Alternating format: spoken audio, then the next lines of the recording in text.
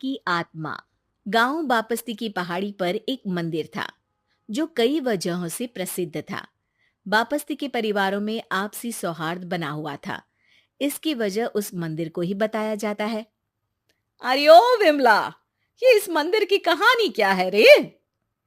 अरे ये मंदिर इस गांव के लिए बहुत ही शुभ है। अरे शुभ तो है, तो फिर भी लोग इस मंदिर से दूर क्यों रहते हैं? ये इतना वीरान क्यों रहता है? अरे बड़े बुजुर्ग कहते हैं कि मंदिर में आत्माओं का राज है जो लोगों की मदद करते हैं, लेकिन मंदिर से सभी को दूर भी रखते हैं। अरे ये कैसी आत्माएं हैं जो लोगों की मदद भी करते हैं और लोगों को मंदिर से दूर भी रखते हैं? अरे यही चलता आया है यहाँ पर, इसीलिए कोई कुछ बोलता नहीं। क्योंकि जिसके घर में कोई भी परेशानी होती है तो बताते हैं कि इस मंदिर से उन्हें मदद मिलती है। अरे वाह, ये तो अच्छी बात है। तभी इस गांव में इतनी खुशहाली दिखती है। तभी बाहर किसी की चीखने चिल्लाने की आवाज आती है। दोनों बाहर निकलती हैं तो देखती हैं कि गांव के एक बुजुर्ग रो रहे हैं क्योंकि शहर से उन्हें कोई बुरी खबर मिली है। अरे क्या हुआ चच्चा, रो क्यों रहे हो आप? हाँ चाचा, बताओ ना, हुआ क्या? अरे क्या बताऊं बेटे, मेरा बेटा शहर गया हुआ था कमाने, लेकिन आज खबर मिली है कि उसका एक्सीडेंट हो गया। वो अस्पताल में भर्ती है। अरे तो इसमें परेशान होने की क्या बात है चाचा, जाओ शहर और बेटे का इलाज करवाओ।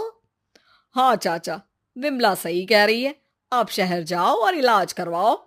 अरे कैसे इलाज करवाऊं, अभी पैसे नहीं है और शहर के अस्पतालों में इलाज का खर्चा लाखों में आता है।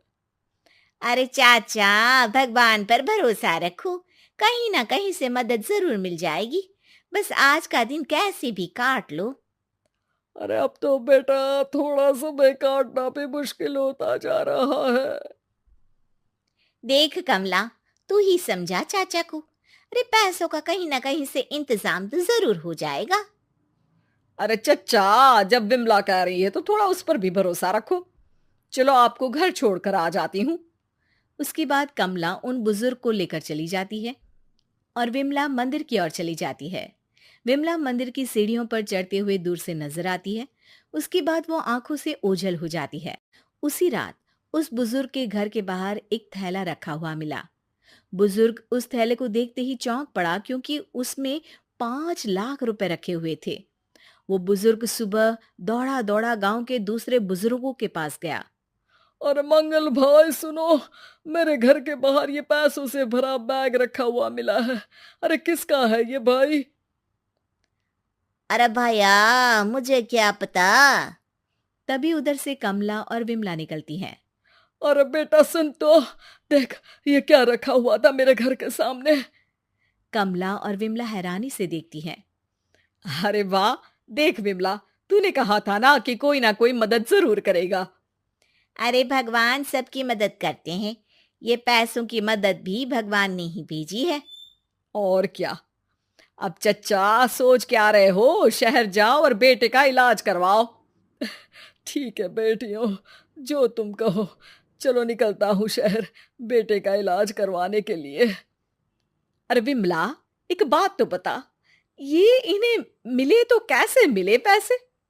अरे मैं ना कहती थी कि ये मंदिर सबकी मुसीबतों में मदद भेजता है। अरे वाकई बड़ी पुण्य आत्मा है मंदिर में। सो तो है, लेकिन उनके बारे में लोगों को कम ही पता है। अच्छा, और तुम्हें क्या पता है? अ, जितना पता था वो तो बता दिया। ना रे ना, मैं नहीं मानती। तू कुछ तो छिपा रही है। अरे कुछ ना छिपा रही, जो पता था वो बता दिया। मंदिर से लोगों को मदद मिलती है, बस इतना ही पता है। ठीक है बाबा, अब नहीं पूछूंगी। इसके बाद उसी रात कमला चुपचाप अपने कमरे से निकलती है और मंदिर की ओर चल पड़ती है।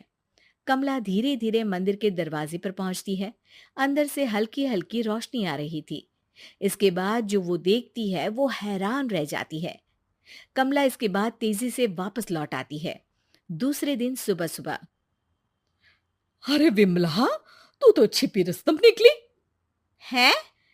ऐसा क्या छिपा लिया मैंने? अरे तूने तो भनक ही नहीं लगने दी और चाचा की मदद भी कर दी। हैं? ये क्या कह रही हो? ऐसा कैसे कह सकती हो तुम? मैंने कोई मदद वदद नहीं की। अरे सब पता है मुझे, कल रात मैं गई थी मंदिर। तो क्या देखा? अरे तुम्हारा पति और कुछ लोग वहां दिखे। बोरियों में नोट भरे हुए थे और सभी नोट गिनने में लगे हुए थे। तो तुम्हें क्या लगा वो क्या कर रहे थे? अरे मैं समझ गई कि वो लोग कहीं से डकैती कर पैसे लेकर यहाँ मंदिर के पीछे छिपाते हैं। अब जब तुम जान ही गई हो तो बता देती हूँ, लेकिन ये बात किसी को पता नहीं लगनी चाहिए। मेरे पति डकैती नहीं डालते हैं, बस उन लोगों से पैसे छीनते हैं जिन्होंने गलत तरीके से पैसे बनाए हैं।